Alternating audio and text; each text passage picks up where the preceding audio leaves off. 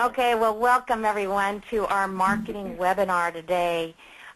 Just so you know, we don't typically view the chats and the questions through the call, so just feel free to call in. And as I just mentioned, we really are tailoring these webinars for you guys. We're trying to make sure that you're getting information that you want out of them.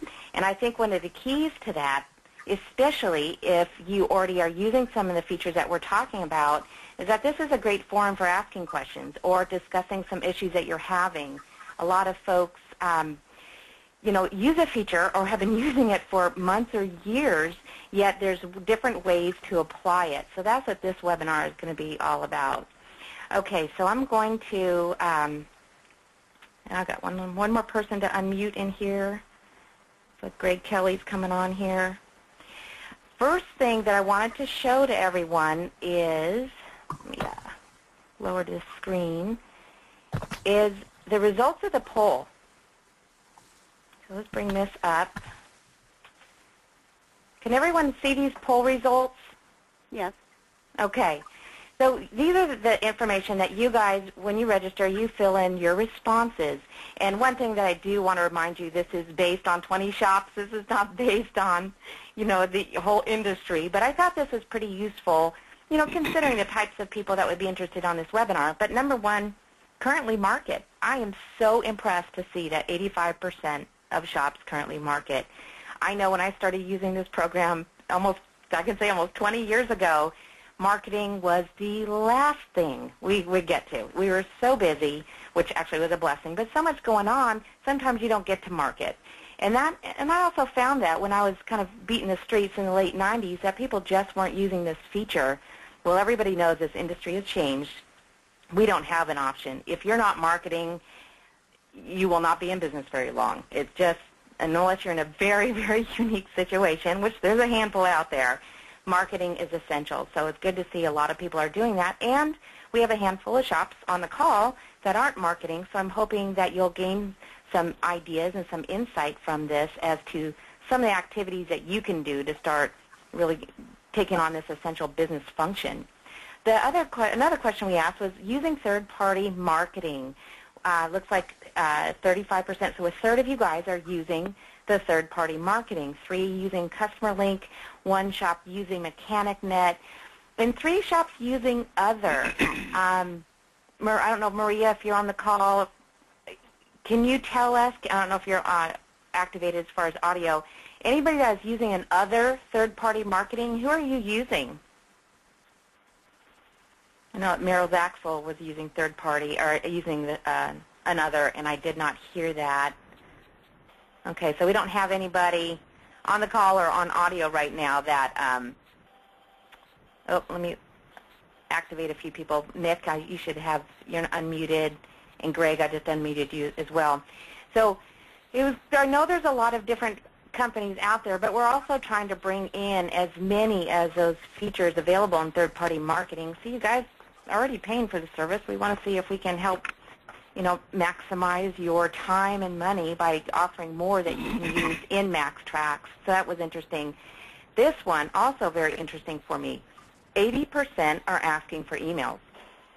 Very impressive. And I'll tell you why. A couple of years ago, when I was talking to a lot of different shops, they just weren't comfortable with the emails. It was like, am I being invasive, or it's awkward, I don't know, but it looks like a whole bunch of you guys are getting over any obstacles, mental obstacles, I think, that were out there, and getting emails. So with that being said, how many folks are sending marketing emails?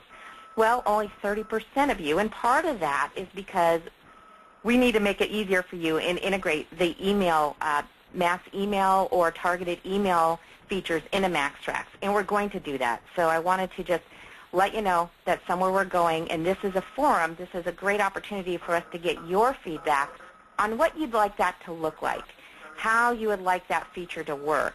And, of course, always send a follow-up email, so you can always reply in email if you're not comfortable talking in the webinar, to give us some of the ideas that you have on how that would work best in your workflow, again, what you like it to look like. Because what can happen, and I think some of you that have sent emails before, your IP address can be labeled, I don't know how exactly, or targeted. They say that you may be a spammer. If you start doing these mass emails and sending out emails with tons of email addresses in the body in the email, that sends a red flag. And because they're just trying to cut down on the spam, that can present a problem. So I'm not sure if any of you guys have experienced that, but I want to make sure you knew that was a possibility. So we're going to touch on that. So any questions, any thoughts so far on some of these poll results that we have? No. Okay, I appreciate everybody taking the time to answer those questions. They're required for registration, but they really are valuable, and I will forward this information to everyone after the email. So we're going to move on from there. Now, I do want to talk about one other, well, first of all, let's talk about some of the things that we're going to talk about in today's webinar. We are going to be talking about the mailers, how to create these mailers, edit and how to create the letters, how to do the mass mailers. We also have a marketing export to Excel, which is what I used to use when I was using MaxxTraxx to do my email mailers, because we did some limited at the time. We also actually used MechanicNet in that shop.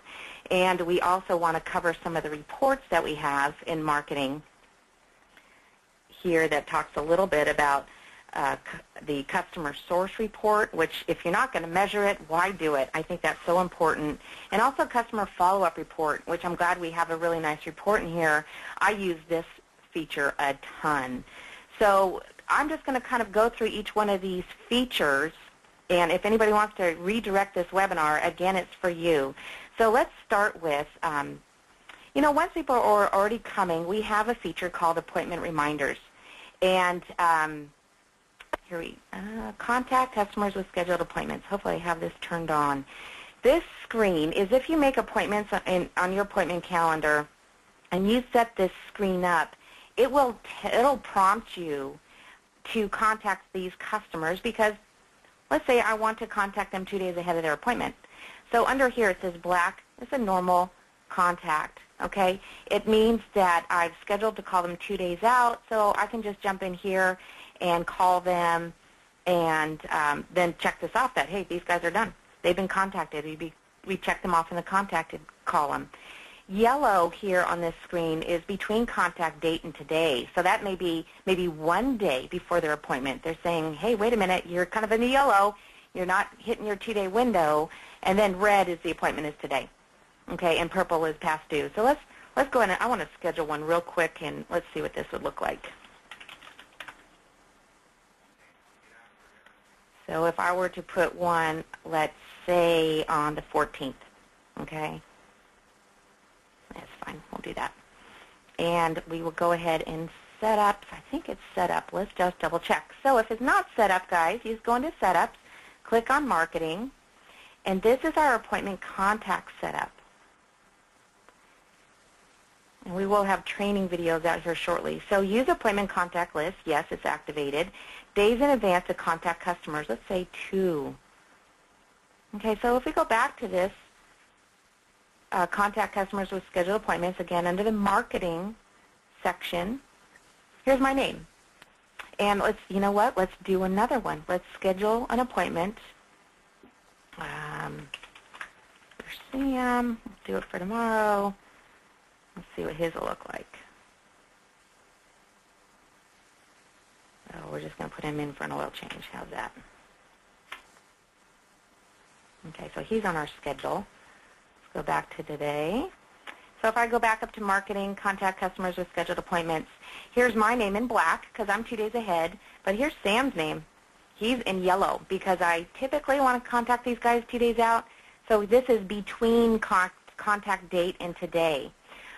This honestly was a little confusing to me in the beginning, so I want to take a little time to explain it. And here, by the way, if I'm on Sam's record, here's his telephone numbers. I'm on my record. Here are my telephone numbers. And after I've contacted them, you just click on the contacted and close. And that way, when you bring these guys back up again, they're gone. So you only have to worry about the ones that are still in there. And again, the purple are the no-show, past due appointments, which are just as valuable. It's important to still follow up with these folks and find out what happened. Do they want to reschedule? Was it a price issue? This is really important information. So those are, let's just start. Customer marketing is not just getting customers, it's keeping customers. So part of that is, staying in close contact with them, and we have the appointment reminder as one of your many, many touches. So the other thing we have, after they've come by, like I said, we have this great Sabrina? report. Yeah. Sabrina, can I break in for just a second, just to let everybody know a future feature that will not be in this next release, but should be in the release after that, is that we're going to have a SMS texting. I don't know if the email will be done by then, but we'll have an SMS texting. So when those people come up, you'll be able to click on them, and it will send out a text message to their cell phone, if you wanted to tell them, to remind them about their appointment that's coming up. So you won't necessarily have to call them. You'll be able to just click it and say text them, and it will do that for you. Excellent. Excuse me? From this screen, right, Mark? Yes, from this screen. Right. Yep. So do we have to have the phone feature set up through Max, that one feature you guys have set up in order to be able to do the text? No, it'll send it out through email. It'll actually email it out to the provider, be it Verizon or AT&T or T-Mobile. So it sends out, there's a particular email address that each of those providers has, and you send it to them with the cell phone number that you're texting it to, and it will literally send the text message directly to their cell phone. You won't need to know all that information. No, that's all going to be built. That's all going to be built into MaxxTraxx. So, you'll just pick. What you'll have to do is you'll have to pick, how they want to be contacted. You'll choose by text message, and then when you put their cell phone number in, it's going to ask you who their provider is. You're going to have to put in Verizon or T-Mobile or Sprint or whoever it happens to be. Once you put the provider in, MaxxTraxx will know what to tag onto that cell phone number in front of it to be able to email out their text message to them, and then it'll just pop up as a regular text message on their cell phone. Wow. Okay. So, Mark, not to get too off track on this, are we going to need to ask and collect that information, what their providers are, who their provider is? Okay. Yes. As you get their cell phone, there's going to be a new field that will be in MaxxTraxx. It'll say cell phone provider, and it'll be a drop-down list. You'll pick the provider off of the list, and then it'll know internally what the email address is for that particular provider. Okay, good to know. Exciting. Okay, so let's move on to I talked a little bit about the follow-up calls. Again, we want to touch them before the appointment, and you want to touch them after they've come in and had their vehicle here. So again, under the marketing, we have, and customer follow-up report. Ask them about the bells. Okay. I don't know if we had a question out there. But if we run the report for this one, we could say, what customers have I had in the last month? And what I get here is I get their name, their telephone number, handy, when they were in, their vehicle, and how much money they spent. For example, of course, this is my demo material, so we can see this person, great, Sabrina was in here 3 times and spent all this money in the last month. Actually, not a lot of money, but so this is a really great tool to print out. I don't know how often people would do this. We actually, in the shop I was working in last, did this every day.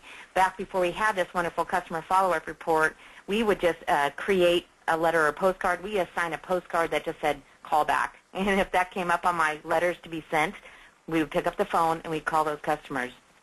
So now this is a real handy way to be able to do those follow-up calls.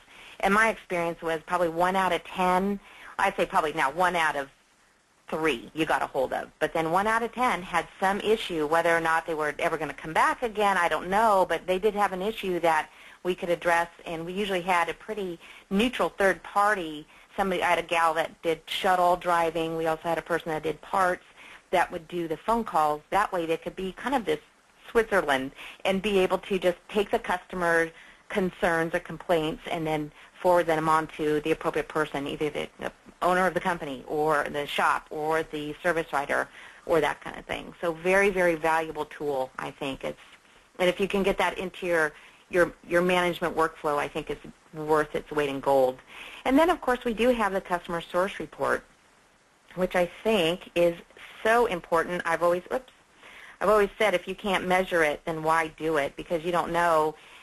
There are shops out there, I love it when people say, oh, well, how much do you spend on Yellow Pages? And some people say, oh, a couple $100 a month. I've worked at shops that spend thousands a month in Yellow Page ads, online and the print books. I mean, it's pretty crazy. So this report, this is, if you have this set up in your workflow, every time you create a repair order or an appointment, it'll ask you, so where did you come from? You know, is it an existing customer? Or is it a referral, a drive-by, yellow? And then you get not only a percentage of sales, but then you get a dollar amount. So, oops, don't even look at my unsourced. Obviously, I skipped. But you can see if maybe my Yellow Pages are bringing in a truckload of money. Maybe I need to continue to use that.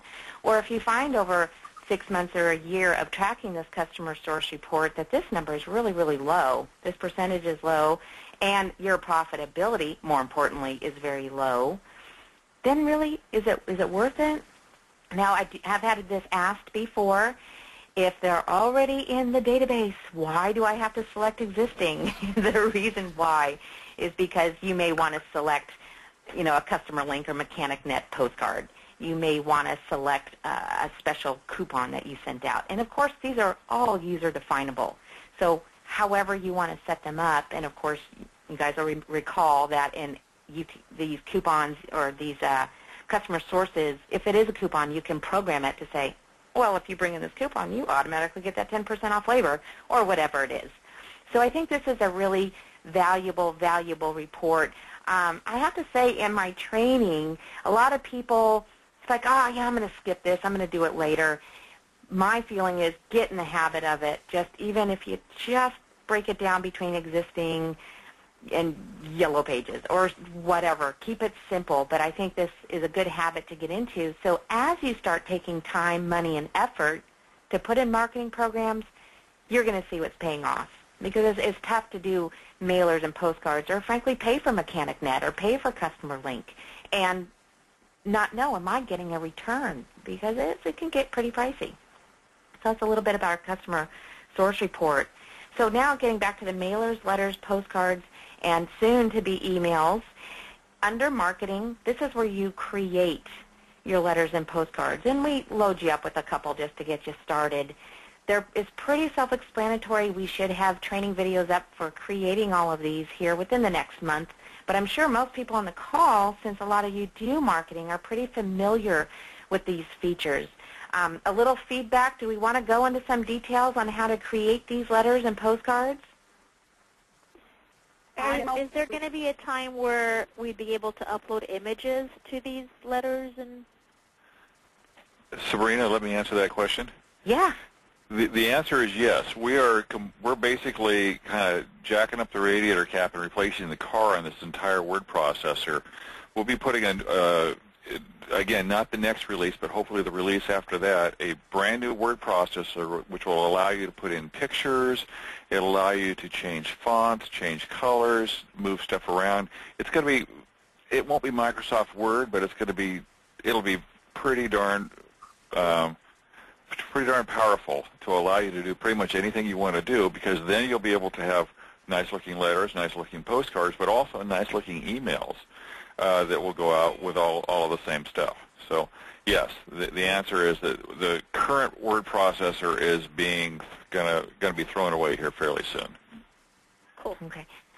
This next release probably out in the next few weeks, hopefully, but we're really focusing on revamping marketing with the release after that, which we're talking late summer, fall, somewhere around there. You guys know how software development is. But that's really, I know a lot of you folks have been asking about that.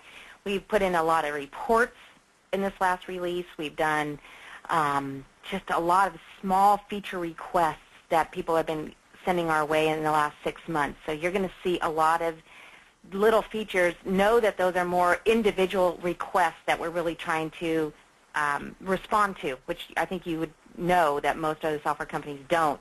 So some people may say, oh, I don't use that feature, or that really doesn't affect me. It was affecting a lot of other people, so that was the focus of this release. So hopefully you'll see a lot of marketing changes. I'm excited about that because I'm a strong believer in marketing, and you'll be seeing more of that in that next release, like I said, late summer, fall, somewhere around there. So real quick, just a review to edit this letter and text. This is what brings up our archaic word processor. We'll just leave it at that. And it's pretty straightforward, but you guys know how to do the mail merge this is where the list is if we want to put in different sections. Okay, that's pretty self-explanatory. And also, this is, you can click this button to see what it looks like when it's populated. And note right here, you have earned max bucks in parentheses, max bucks, okay? So if I click this button, see it says you have earned 42 max bucks that can be applied to your future automotive services and repair. And here's this person's contact information. So that's what that is for. This is, of course, just a find and replace. So pretty straightforward, but this is really something that we're going to focus on beefing up. Real quick, I've had some people ask, where do you make adjustments if this is in a letter? Let's say I wanted to create a postcard, so I select postcard instead. So how do you size that? Because Avery has a lot of great postcards that you can put through the system that work well. It's, let's see, under setups, company information, I think, printing defaults, postcard. So here's our postcard size, and you can select this and create custom stuff, really anything that it's going to work for you. So I just want to let you know that you have that feature in there. And, of course, you know, you can direct your letters to be printed out in different printers. But we're real excited to beefing up the word processor and being able to put in your, what do you call it, all of your logos, that kind of thing. A lot of people have asked for that too. So we've covered the appointment reminders. We've talked a little bit about the follow-up calls report. We're also, and we do have some more reports that are coming out. People have been asking, for example, let's say I want a list of customers that have been in the last year, but they haven't been in, say, in the last 3 or 4 months. So we're trying to capture, you know, why aren't they doing their regular maintenance? So we've got some new reports coming out in the next release that are going to give you that power, that flexibility to run a report kind of for whatever time frames that you want to see who's not been in recently, that, you know, you still, boy, this person's been a customer for 2 years and all of a sudden they haven't been in for 6 months. Give you an opportunity to go back and capture them, okay? So that's another report you'll be seeing in the update. So as far as mass marketing, I'm sure a lot of you guys are pretty familiar with this, but again, the print mass marketing letters and postcards, pretty much the same for labels. It's just putting labels instead. Let's look at this feature real quick. So here we select which letter we're going to send out. Let's say we're going to do a special on cooling system service. So we select that one. And then this is our filter. This is how we can decide who we're going to be sending this to. You can go about, let's just try this one out, to, like I said, to start, zip code and customer name. So this lets us... Our existing database, right? From Correct. Our existing customers. Yes, it is. Yes, it is. Existing customers. So you'll be putting into the zip code range if you want to narrow it down to really just keep this out to your local customers. You know, mailers are expensive, not just the postcard, but the materials and always the time. So if you're going to be spending time, make it more targeted. So this is why we have especially the zip code range to keep it more focused. No need to be sending a postcard to somebody that's, you know, 4 states away. And then you can also segment it down by name and company name. Now, also the reason why would you only send to people between A through L, you know, you may want to just do a bunch at a time. If you think you're going to get a fantastic response, maybe you'll do a block of customers, you know, A through F one week and then G through L the next week or whatever. That's how that would be used. So we have a lot of different criteria. You could say, I want anybody that has this type of reason for service, this is who I want to include on my list. Let's say they got an alignment. You are going to get a whole bunch of people that, let's see, show me the letters before I continue. You're going to get a bunch of people that have had alignments. Maybe you want to contact them for a tire special, something like that. So again, just using the spin buttons, and we just go through each one. Okay, so that's how that's used. You know, if you guys ever have questions on, you know, why would I use a feature this way or that way? That doesn't make sense. Know this. If it's in there for a reason. So I'm going back to that criteria. You know, if you've maybe had a brake job. This is Greg. May I ask a question? Yeah, please do. Going back one page from where you're at now. Sure. The reason for service, does that work primarily with this list of Yes. labors? This is the list of reasons, yeah, which is different than our list of labors. I gotcha. Yeah. Yeah. For MaxxTraxx users on the call, remember we import your labors, but for MaxxTraxx we didn't have a reason for service in the old system. This is something you can customize, but remember, anytime you use a freeform note, or if you use a freeform labor, don't forget that's not going to come up on the list, because you guys know I'm all anti-freeform because you don't want to duplicate your work. And this is another reason. If you're trying to group everybody on a reason for service from your list, you're just making your customers more accessible to you to be able to contact them, to be able to reach out and touch them and be able to give them offers, specials, let them know something new about your shop, or retain your customers. Okay, any questions on this feature? Sabrina, can I interject something in here real quick? Yes.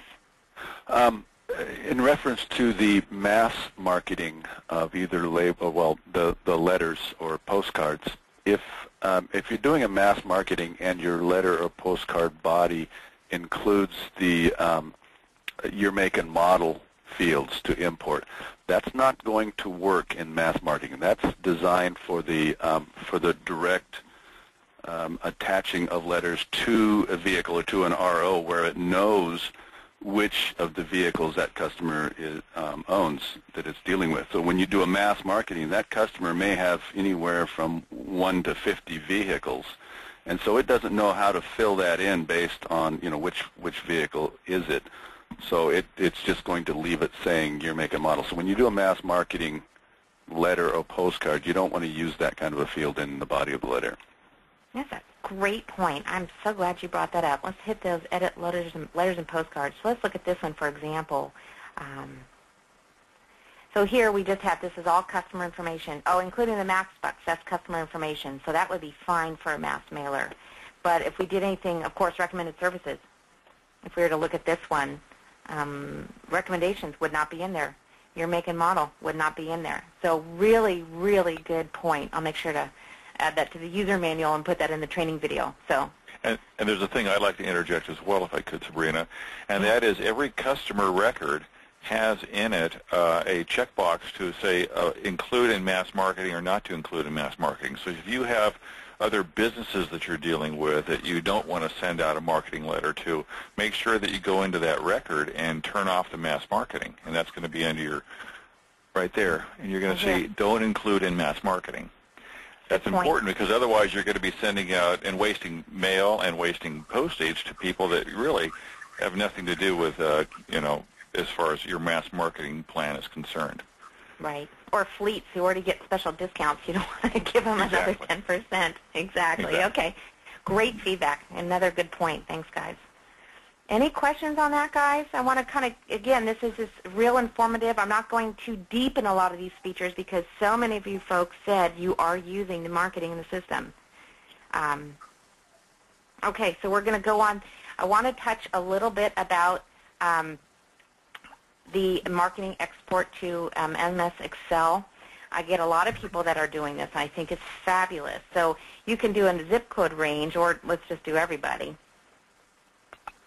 And we'll just say use all dates. Again, I've got a fresh demo here, so I don't have a lot of content in here. So if you click Finish, so export completed with 27 results, and here it is. This is the name of the file, and it's a CSV. What's that? Comma separated values, right? CSV file. So you can click on View Results, and here it is. And you can play, so what I would do really is I would take my email column, I'd cut and paste it, clean it up a bit, and then I would put that into my Outlook and send emails. This is how I used it a lot. A lot of people are using other marketing firms that are doing custom, beautiful color photo postcards for them. And this is another tool that you would just take this Excel spreadsheet and just zip it up and send it over to your marketing person. What I have had a few people call me and ask me about, and you guys all know on the call that I'm not technical, where does this file go? So what happens, they close it, and they think, oh, shoot, okay, where was that file? And what do? They do what I would do. They just run it over and over and over again. So just remember that it's in the MaxxTraxx Pro folder. We have a specific folder in there for that that you can go find. So let me just show you on mine. Okay, so Scott Systems, is it in here? MaxxTraxx Pro. Okay, so it's going to be in the export folder. And you guys all are set up the same way, nothing special on my machine. You have all the same oh, where's my export? Actually, no, it's going to be in the SM export. That's sales and marketing export. Sales and oh, thank you. Thank you. Okay, so look at all these. See, these 3 in a row? I'm like, oh, I lost it. Where'd it go? Where'd it go? I just reran it over and over again. So I'm Ricky Maneuver. Just want to make sure you guys all know I'm in the same boat. So this is where it's stored. You know, the other thing you can do is just save it, move it, and save it to your desktop. If I knew I needed to clean it up a little bit and copy it onto a flash drive and give it to somebody, that's also what I'd do. That way I didn't have to, worry about going in and find it, save it on my desktop. So I just want to kind of cover that. Any other questions on some features? Mark and Rex, any other marketing features you want me to cover? What I really wanted to do is I wanted to get into some of that boring kind of marketing speak, but that is really my background. And, we talk about marketing. Marketing is getting and keeping customers. So, how do we do that?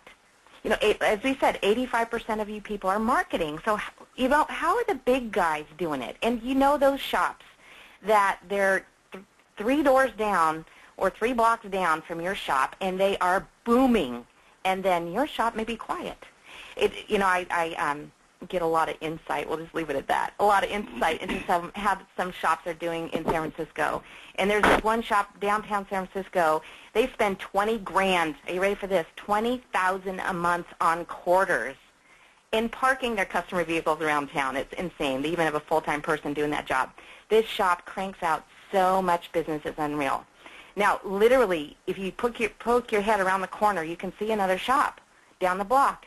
They are dying on the vine. They're using Customer Link. They have Yellow Page ads. What's going on?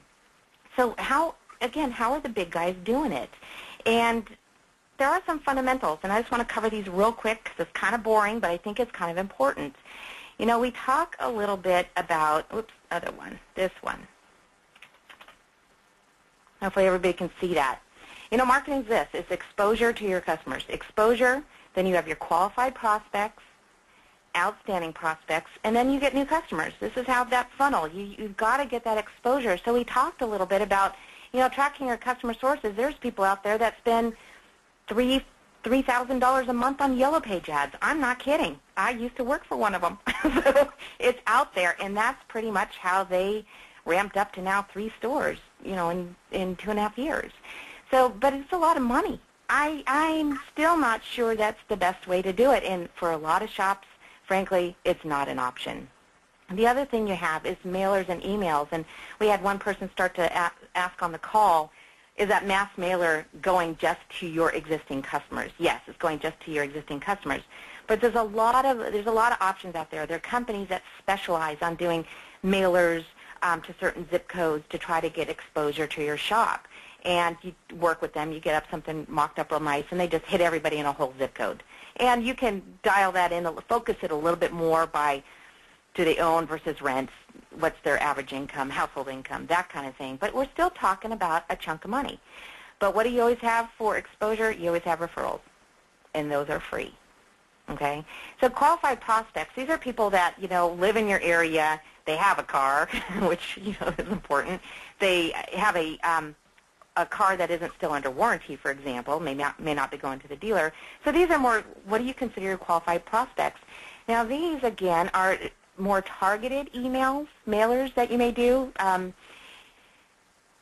They may be people that you used to do business for and you haven't seen them for a long time. But those, it's still a qualified prospect. They know, you know that they're potential customers, but they're within your area. You know that they have vehicles that they need to have worked on.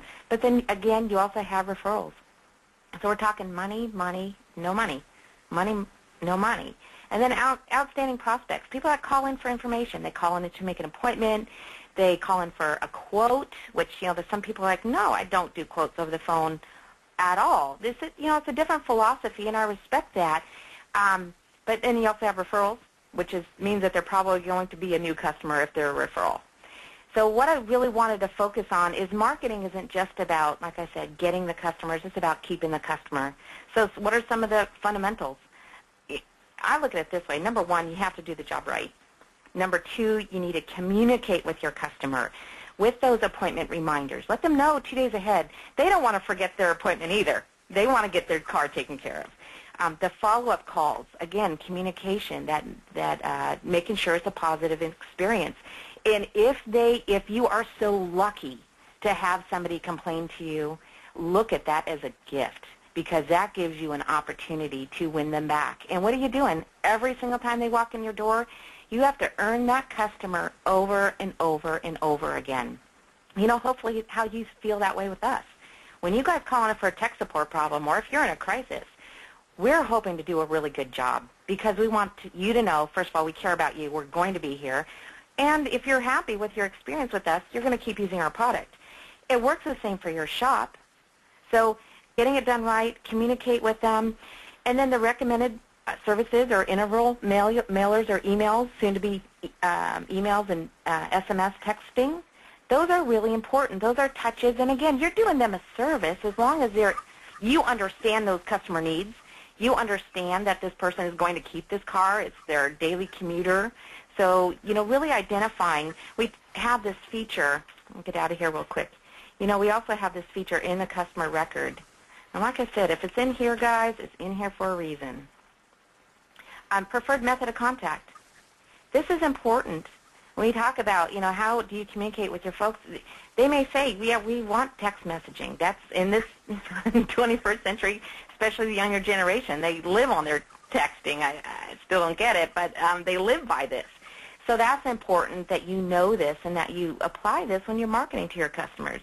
And then the other thing is, while their vehicle is in the shop, if it's going to take longer, if it's going to cost more, these are some of the fundamentals you guys know. Keep in contact. And if you're in a state that doesn't require authorizations, like California is a stickler about that, or you may even say, you know what, I know this customer, I don't have to worry about it. You may say that, but when a customer picks up a $7,000 bill, they still want to know it's coming, even if you've been, you've worked on their grandparents' cars. So I think that's really important. And the third one is, providing a good service for a fair price. We talk a lot about profitability. We talk about the monitors in our system to be able to see, parts. Well, obviously not making enough money on parts here, but the profitability monitor. Now, again, this is a guide. You guys know your customer. You know what their needs are. You know what your competition is. I always want people to use this profitability as, I don't want to say as a grain of salt, but, this is what makes you independent repair shops, because you know your people, you know your business, you know what your competition, you know what you offer. But this is a really good tool that as you use the system more and more, you can always go back in here and dial that information in a little quick, get a little more focused. Maybe your average labor cost isn't quite exactly what it is. Under your defaults, maybe you need to change this. Maybe, my percentage, 60%, maybe a little bit aggressive. Maybe I need to go to 54%. Okay? So a couple things to know. And then the last part, which I think is so important, is asking for referrals. I do think that that's the best way to get customers. I know that is how Scott Systems has gotten all their business pretty much for the last 8 or 9 years. So I think that's another thing that I won't say that we actually manage that in the system as a customer referral program. A little wink, wink there to my boss that maybe that's something we need to do down the road. I did actually, again, that same company that spent $1 kajillion on Yellow Pages, they also had a really great referral program. And Starbucks was very happy with us because we sent everybody Starbucks cards. So, whatever the incentive is, I think when you start looking at all your different marketing programs, you want to, first of all, number one, measure it, know what's working. know what's profitable, what's working. And I think that customer source report is important for that. And then really have a strategy and be focused. And if you are going to be doing your own letters and postcards, don't let those things slide to the back burner, because they are very, very important, which is why some people like to use these outside marketing firms. Sabrina, yeah. may I jump in there for a second based on your wink-wink? Yeah. The plan is, and it's on the list to do, is that when you pick a referral as a customer source, it's going to ask you who the referral is from, and then you're going to be able to pick from the customer list who the referral is from, and then it's going to send them out a special thank you letter that you can put whatever you want to in there as an incentive for them to not only the so you'll end up getting the new customer, but you'll also end up automatically sending out a letter to the person who sent that customer in, and then maybe you can give them MaxxBucks or something like that. I think MaxxBucks is a big marketing thing that people need to be aware of as well. Right. And you can give them MaxxBucks, or maybe you can just thank them or give them 10% off in their next deal, or whatever you want to do. But we'll have that automatically generated based on the source, the customer source of referral. Fabulous. So when we select it, we can, let's go in here real quick. So, okay, oh, my computer's much faster now. I was slowing down there for a few minutes. Okay, guys, so if you were to select this in here, it's like when the coupon, you select the coupon, it automatically puts in 10%. So when you go to select that source mark, it's going to pop up and give you an option to put that person's name in. Now, is there going to be, and you know, guys, we're looking to you for feedback. We're really looking to you for suggestions on how is the best way for this feature to work. What would you like to look like? What would you like? How would you like it in your workflow? Is that something that would just be add additional dollars to their MaxxBucks account, or would we have an option to do that, or would you maybe have another section somewhere on the customer record that says they've done so many referrals in the past, year? Anybody on the call? Any ideas on how you'd like to? Well, let me ask: does anybody have any customer referral programs? Anything like that? No, I don't. No. Okay. We sort of do. Sorta. Tell me a little bit more. What's the sorta? Well, we tried a lot of different methods. We tried movie tickets and free oil changes and stuff like that. And that's why I unmuted myself. I wanted to ask what kind of a dollar amount would be a good round number for treating them to MaxxBucks. If it's too much, they don't want it, and if it's too little, they scorn it. I'm not sure that I've ever quite found that sweet spot. Anybody on the call using MaxxBucks? And by the way, our webinar next week is all about MaxxBucks, so I don't want to get too deep into it now, but anybody on the call today that has any thoughts on this? Anybody using MaxxBucks? No, we're not using MaxxBucks. Okay. Well, we're using a custom rewards card that we started shortly before MaxxBucks came along, and so I'm trying to work an integration with the MaxxBucks and those reward cards. But still, the question comes down to how do you reward your customers for a referral? Do you, a lot of them just don't want anything, and over the years we've heard just give my friend a good deal, and all variations thereof, but it's in 30 years I've never really managed to get my arms around an idea. Greg, can I come in and kind of give a comment on that? You know what we've been looking at doing, and we used to do this a long time ago, and I think we need to get back to it again, is there are companies out there that do that have a different kind of rewards program. What they'll do is they'll send out a fruit basket, or they'll send out coffee mugs, or they'll send out something like that. So what you could do is, and what we were looking at doing was having an option in MaxxTraxx that would send up from your system up to a rewards company where they basically did the whole thing. And so if somebody comes in and they say, oh yeah, I was referred by John Jones over there, and so basically you could then set your system to send out John Jones' name, address, and so forth, and that rewards company could then go ahead and send them something that I think would kind of stand out. Dollars are, if you send them MaxxBucks, that's kind of dollars in the future, and they don't really get it. I'm not sure that it really would make that much difference to them one way or the other, because it's just something that they would see maybe down the line. But if they got something physically in their hand, some sort of a nice gift that maybe didn't cost too much, but it had some thought behind it, to me that would make some sense. I just got something from my insurance agent. He sent me a big box of brownies and a nice card. He didn't send it. He just sent my name in to one of these rewards companies, and they sent it out to me. And it made me think about it. It made me call them up and thank them for doing that. I think that might make a difference as opposed to maybe just sending MaxxBucks out or giving them a 10% discount. I think that maybe it would be more meaningful. Just a thought. Makes sense. Thank you. When I think of the MaxxBucks program, I think of the customer rewards, customer loyalty. Probably when I think of my customer rewards or customer loyalty cards, I have on my keychain.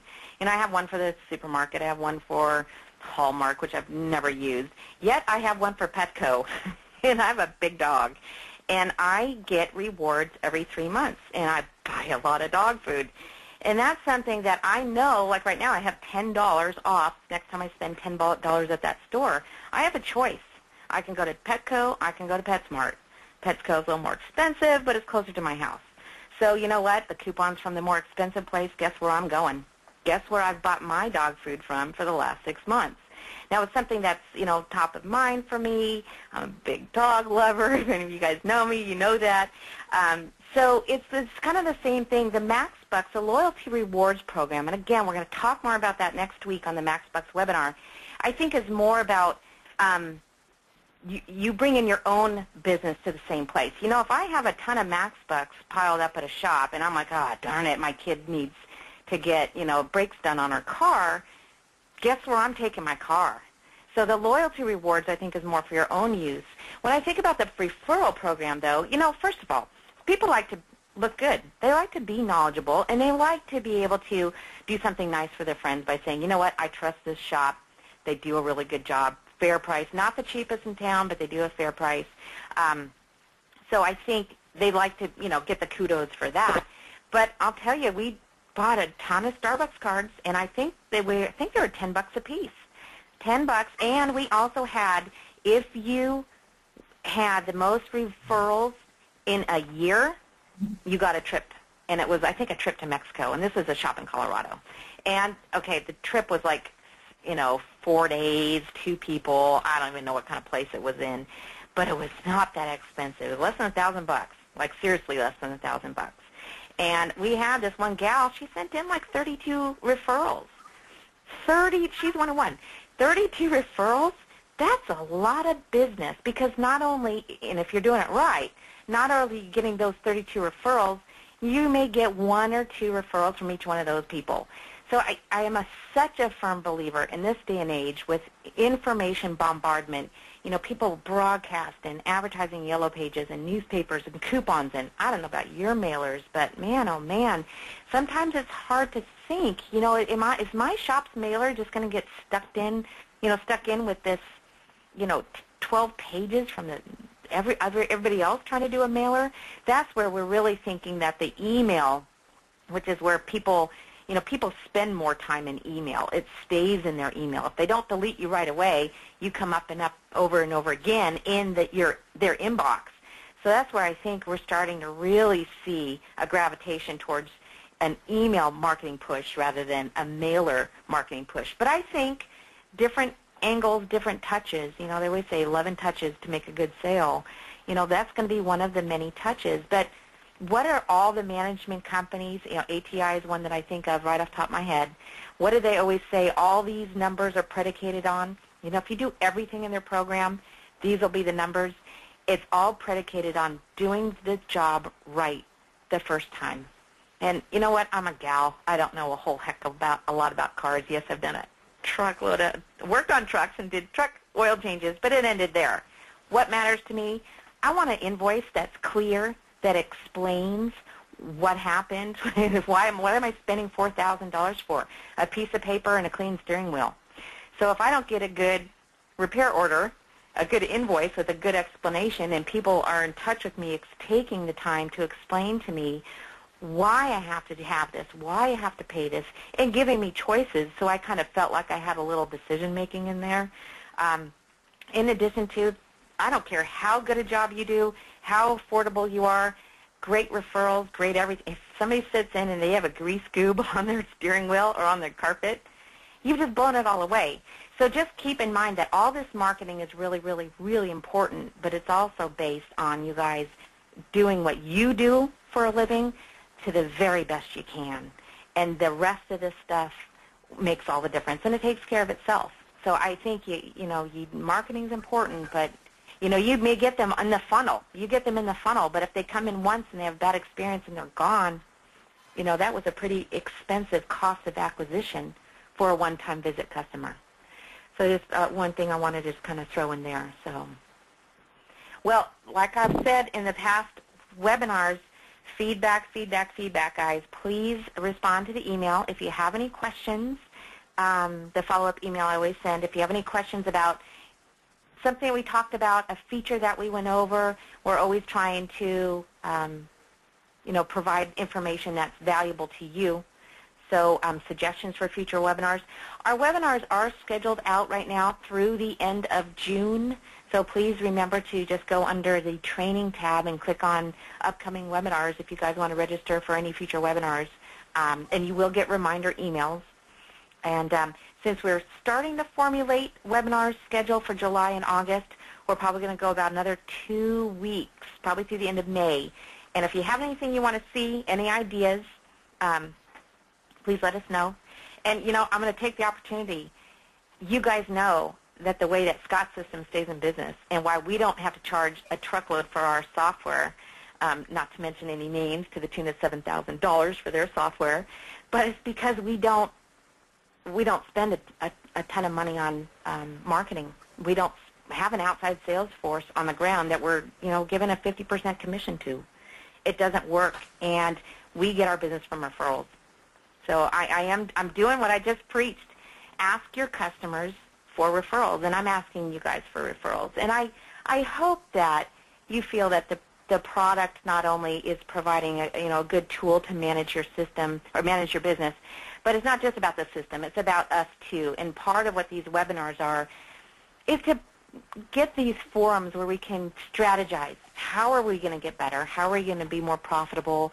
What are we going to be doing in our businesses to get to the next level? Well, you guys all know you're on the ground every day. It's getting pretty competitive these days. In this industry, boy, it's changing. Like every 6 months, it's going a whole nother direction. So keep suggesting your suggestions coming. Like I said, we take those, we put them in the program. We've done so many suggestions in this last release. So if there's something you're looking for, no promises. I can't say it'll be done, in 3 months or 6 months, but maybe a year from now, that may be just what it takes to get us to the next level. So you keep us developing, you keep us growing. We're trying to do the same for you guys. And I appreciate your time. Appreciate everyone coming to the webinar. Sabrina, yeah. Oh, go ahead, Rex. Well, before we wrap this up, one of the things, and maybe I was grabbing a phone call and missed it when you did it, but did you talk about when you're in an RO and you're getting ready to pay it out, that you can set this up to remind you? Great one. I mean, to me, one of the stronger aspects of marketing is the follow-up letters that automatically are generated as a thank you note and a reminder for when the next services come up. And one of the things that people complained about for years and years and years in MaxxTraxx was that they would forget to do it until it was too late. And so one of the recent changes in here that probably everybody is already aware of, but I just thought you should touch it. No, I'm glad you did. And just so you know, I've told a lot of people this shop, again, this guy was a marketing wizard, and it's proved out. If you forgot to assign a letter, you had to pay $1. So at the end of the month, our service writers, we had 2, actually kind of 2.5, had to pay $1 for every time they forgot to assign a letter. So when you go to close and pay, putting your mine's set up to putting an ending mileage, and then this guy's flush with money, so he paid cash. So when I click finish, I do have this set up. Come on, finish. Okay, so it says right here, marketing letters, review and assign marketing letters to send. So yeah, I'm going to add this to letters to send. Well, this guy just spent almost $4,000 with me. Yeah, he gets a thanks. Thank you very much. And I'm just going to select other, and I'm going to send him out a thank you card in 3 days. Okay, so now it's scheduled at the customer level. Actually, no, take it back. This is a vehicle. So that's taken care of there. And I actually went too fast. Let's do another one. I have an appointment. Actually, I don't have anything on. Yeah, I do. I do. Pay. Hopefully you guys never do any of this. Skip all this stuff. Oh, come on. They're clocked in, so I can't close out of this one. I have it locked out because my job clock won't let me clock out. Let's see if I can do this one. I want you guys to see this. It's just like the dentist will say, when do you want to come in for your next appointment? So we may have that. So let me show you real quick. So let's say they pay cash. I click finish slowly. Here it is. Ask for new appointment. And this, again, is a feature you can turn on or off under your setups. And it says this customer, this is her mileage. And based on this average mileage driven per year, it says that, your next mileage is going to, or next service interval is going to be due in December. Okay, so do I want to create a new appointment? Sure. Okay, so I got that in there, and I'm just going to put it down for December. Obviously, this is a person that doesn't drive very much. So I can do that, and it's just a service, and I can say what's it going to be. It's a request. It's just a service. Or maybe it's going to be a, let's see, what do I have under maintenance? 60K or whatever it is. So I have that in there. Now, you may or may not, actually be able to get this customer to come in, but, dentists do it all the time. And, you think about the card, and you think, oh, gosh, I do have that coming up in the next few weeks. They may do it. And the other thing is you schedule this for a follow-up call. Say, we haven't been in, and they may not do it exactly on whatever that date was. I think it was December 12th. But you call them for the reminder call. Say, you know what, I've got you down for this car, this vehicle, 180,000-mile service. And they may say, you know what, let's go ahead and get that scheduled. And then you just go back in there, and with them on the phone, you say, great, we'll get that done right before the holidays. So that's how this feature can be used. I'm not necessarily saying that, they're going to show up for that appointment that you schedule in December. It's only May. But this is a great tool to make sure you're touching that customer. Because you know what? People think all the time, I just got my tires rotated. Oh, yeah, that was last year. People forget that kind of thing. I certainly do. Good point, Rex. Thank you very much. Sabrina, the dealerships are already starting to do this, where they're setting people up for the next appointment, and I think it's really important because it's really how you couch it. If you just say, hey, why don't I go ahead and let's get you set up for the next time your oil's due, and I'll remind you. I'll send out a postcard, or we'll send out an email and remind you the next time it's time to come in to have your oil changed or to have your tires rotated or whatever it happens to be. And I think a lot of people are going to go, well, thanks, because I always forget. And just say, this is just a reminder, just because we do know that people do forget, and and then they end up going well beyond when those tires do need to be rotated, certainly for their warranty or for whatever reason, or the oil change, or they'll respond to the flyer that just came in that afternoon, and by coincidence. And exactly right, exactly. So right. someone's just stolen your customer. Exactly. That's and so true. And so what you're doing is you're showing a concern for them. Hey, let's make sure that you don't go past your next scheduled service time, and I'll just remind you when it's due. And if at that point in time they can say yes or no, oh yeah, please, go ahead and remind me, or don't. I know when I walk out of the dentist or when I walk out of the doctor for whatever reason, they're always making me create an appointment for the next time for a number of reasons. One, so that they can make their schedule create their schedule and fill up their schedule. The other is for my convenience to make sure that I don't forget, and they give me that nice little card and tells me when I'm supposed to come in, and then I stick it in my wallet and I forget about it, but they call me, and that's what's starting to happen now is they'll call me, or I'll either get an automated call, or I'll get an email, or I'll get an actual person calling me and say, hey, just reminding you about your appointment on Tuesday at 2 o'clock. And right. I think that's very appropriate for the automotive repair business as well. And I'm going to kind of segue from there. I want to kind of throw one more thing out, and that is this whole idea of email reminders and email follow-up and email letters to our customers.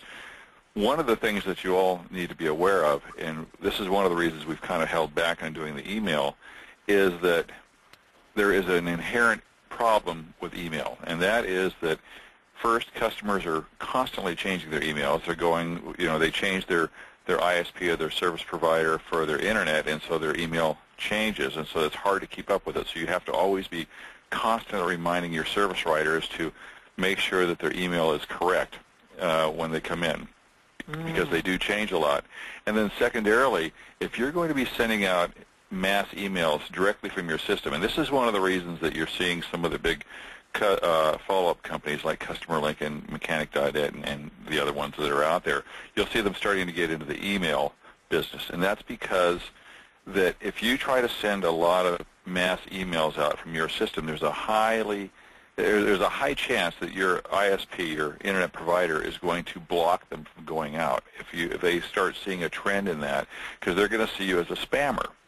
And so what has to happen is you have to send them out in small increments, or we're going to have to create some sort of a service where you will upload your emails to like a email server that we might have or somebody might have, where they would go out from there, where it's known by the ISP, by the internet service provider, that this is not a spammer, that these are legitimate emails going out.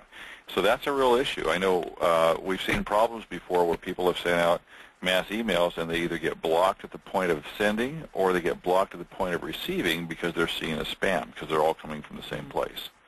So if you guys have any ideas about that, please email me or call me and let me know what your feelings are, how you would like to do it. Do you want to send out the mass emails from your machines, or would you rather have a service where you send them up to a central server and they can be sent out from there? Those are the two directions that we're looking at this point in time. Well, we did have a few people respond in the poll questions. Tony, you're on the call. Tony, you said that you send emails. Rod sends emails. Nick and Christy. Greg, you even said you respond. So I think Kate also said she responded with emails too. So I think it's important that you guys, let us know, how are you doing it? What's the best way to do it? You know what? I'm getting some questions going on here. Will we be able to track source codes by customer name? Christy, are you on the call? Can you explain what you're looking for? Yeah, what we're looking for right now, a while ago, you are able to track source codes, and find out how profitable any given marketing campaign has been. Right. What we'd like to do is go in by the customer name, find out what marketing they came in on, and then be able to track how much money was made on that customer based on that marketing response that they had for whatever ad we brought them in with. Mark, you have an idea? Yeah, it does make sense. Now, are you talking on overall history or just that particular last repair order that they came in on? Well, it can do that now, right? I mean, we can find out yes. what the last one was, but we'd like to be able to track it for a period of time, like a year. Okay, so let's say this customer originally came in because you had an ad in the Yellow Pages. Right. And you want to find out how much did this particular customer make us for the period of that year based on that Yellow Page ad, correct? Right, exactly. They came in from the Yellow Page ad, which, by the way, we don't do anymore. But anyway, for the purpose of this example, want to make that note? Yeah. Yes. They initially came off the Yellow Page ad, and they've been with us for a year. So, for over a long period of time, we would like sort of a benchmark of, okay, how well did that ad do? We don't want to just base it off their first visit, because if they continue to come back, then it really is generating more income and revenue than just that first visit, that ad. Now, would you want to see this as it's on a per customer basis? Because I'm looking at this and I'm going, so you'd have to go to each customer and say, okay, how much did this customer make me, and what ad did, or what was their source they came in on? Or would you rather see, okay, which source brought me what amount of money in over the last year? What we'd like is for the other way around, not necessarily looking up by a customer name, but looking up by a source. So say we're using the Yellow Pages again. We want to look up Yellow Pages, and then I want a list of all the customers based on from January to December who have been in on that Yellow Page ad. And you can do that right now. You can do that right now. You just do it for a longer period of time. Yeah. So let's go. And don't forget, my system is demo material, so it's not a lot, and I finally put in a new copy. And it may take a while, but okay. So the longer it is, it's. I mean, if you've got a year and you've got a bazillion customers that came in that year, it's going to take a while for the report to run, but it's going to tell you overall what that particular source brought in, profitability-wise, for that year. So I understand, but what we'd like is also the customer name. Okay, so you just want. Okay, so you want then underneath each one of these sources be able to list all the customers that came in based on that. That's the detail report. Exactly. Yeah. That's exactly right. Yes. Mm-hmm. Detail report. Rex, tell me. Do we have one now? Yeah, go ahead and run that report again. Oh, where you were. Sorry. Mm-hmm. And? I'm on. Okay, now. And then let me just put it in for. Oh, you know what? No, there's you no don't have detail that yet. on it, right? That's in the next update. There's a detail report that lists. It'll give you the source header and then every customer that was under that source, what the profit was on it, the average invoice on it, the average profit. Wow, cool. Yeah. So it is a detailed report. It's very nice. Yeah. Sometimes I get confused. I get confused on what is and what is coming out. What you've created and what you've published. Yeah. Yeah, we forget. You guys have the new stuff, and we don't. We're all sitting here waiting with bated breath. Right. Good. Eat your hearts out. Yeah, we are eating our hearts out. Come on. We currently, just so you all know, we currently have a programmer who is devoted solely to reports, and so we are taking as many requests for reports as we can get. If it's a report that makes worthwhile sense for all of our customers, we'll have it done. And that's all this guy does. I mean, 8 hours a day, 5 days a week, he knocks out reports, and he's knocking out anywhere from 3 to 5 reports a week. And so we're going to have quite a few new reports on the next release, and if you have any requests, now's the time. Just shoot them into us. This is the window. Shoot them into us with some sort of a detail as to what you want to see on them, and maybe the reasons why you want to have that report, and we'll put it on the list, and he'll knock it out. He's constantly looking for new reports. So. Okay, good to know, and appreciate the feedback. How is the ATI report coming? Mark? You mean the overhaul of the ATI report? Whatever you want to call it. Yeah, I think that'd be the overhaul. Well, the ATI report, it's a tough one because on the ATI report, there are some things in there that just are not reportable. Those are always going to be things that are going to be subjective that you're going to have to plug in.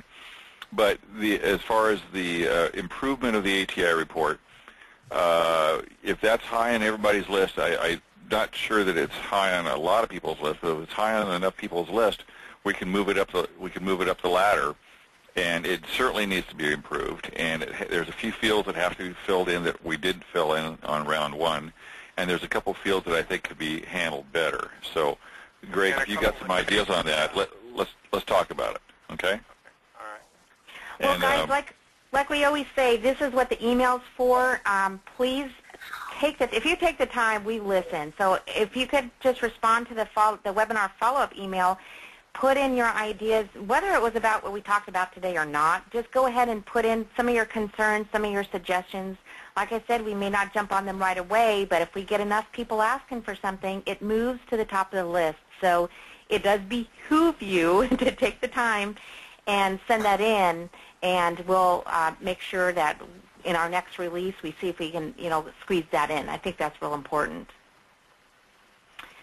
Okay, everyone, thank you so much for attending the webinar. Thanks for the questions. We'll go ahead and, like I mentioned, MaxxTraxx is next week, same time, same place, so we'll look forward to hearing you then. Okay, everyone have a great week. We'll talk to you next week. Thanks a lot. Thanks, everybody. Okay, bye-bye. Bye.